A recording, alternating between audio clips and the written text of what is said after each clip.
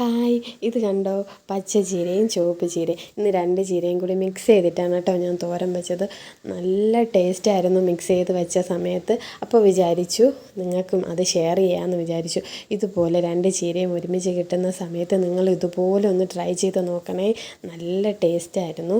വില ഇച്ചിരി കൂടുതലാണെന്നറിയാം, എന്നാലും ചീര തോരനിൽ എനിക്ക് ഇച്ചിരി തേങ്ങ ഇട്ടില്ലെങ്കിൽ അതെന്തോ പോലെയാണ് കേട്ടോ. അപ്പോൾ അതുകൊണ്ട് തന്നെ ഞാൻ തേങ്ങയൊക്കെ ഇട്ടിട്ടാണ് കേട്ടോ ചീര തോരൻ വെച്ചത്. നല്ല ടേസ്റ്റായിരുന്നു.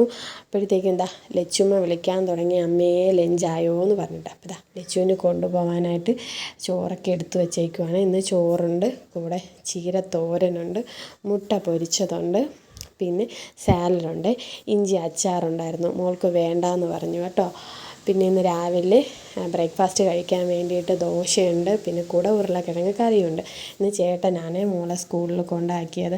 അപ്പോഴത്തേക്കും ബാക്കി വന്ന കൂട്ടാനൊക്കെ ഒരു പാത്രത്തിലോട്ട് അടച്ച് മാറ്റി വയ്ക്കുവാണേ. എനിക്ക് ഇങ്ങനെ വയ്ക്കുന്നതാണ് കേട്ടോ ഇഷ്ടം. വെച്ച പാത്രത്തിൽ വച്ചിരിക്കുന്നതിനേക്കാളും അതാകുമ്പോൾ ഒഴിഞ്ഞ പാത്രം നമുക്കിങ്ങനെ കഴുകി മാറ്റാമല്ലോ. ചോറും ഞാൻ അതുപോലെയാണ് കേട്ടോ മാറ്റി വയ്ക്കും. നമ്മൾ ഉച്ചയ്ക്ക് മാത്രമേ കഴിക്കാറുള്ളൂ ചോറ്.